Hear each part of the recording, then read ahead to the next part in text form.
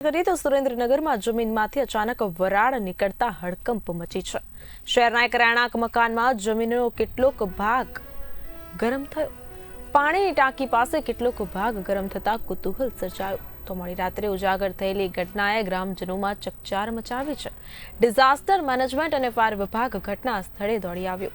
વરાળ નીકળવાનું કારણ હજી સુધી અકબંધ છે।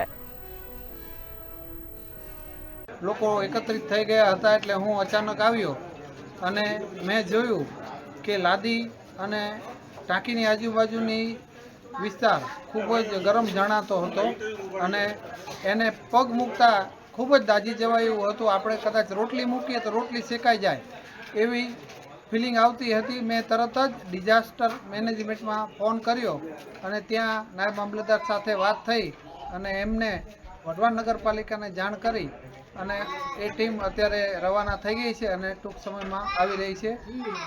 આ ઘટનાને લઈ સોસાયટીમાં મોટા પ્રમાણમાં લોકો ટોળા વળી ગયા છે અને અન્ય કોઈ જાનહાનિ ન થાય એ માટે વહેલી તકે તંત્રને નમ્ર વિનંતી છે કે આ ઘટના શું છે, શા માટે એમાં વરાળ નીકળે છે એની સઘન તપાસ થાય। બસ સોસાયટીમાં મકાન નંબર 5માં સવારથી જે મેઇન પાણીની ટાંકી છે એની બાજુમાં એટલું બધી ગરમ વરાળ નીકળે છે કે પગ પર રખાતો નથી અને એ સવારથી 2-4 ડોલું નાખ્યું તો 12 કલાકથી એટલું બધું ગરમ વાતાવરણ છે તો અહીંયા કાનો માણસ ઊભો રહી શકે ન, કોઈ કાંઈ બનાવ બની જાય એવી દહેશત લાગતા અમે ડિઝાસ્ટર મેનેજમેન્ટને જાણ કરેલ છે અને આ બાબતમાં અમે આજુબાજુના અમારી સોસાયટીના માણસોને પણ જાણ કરી છે।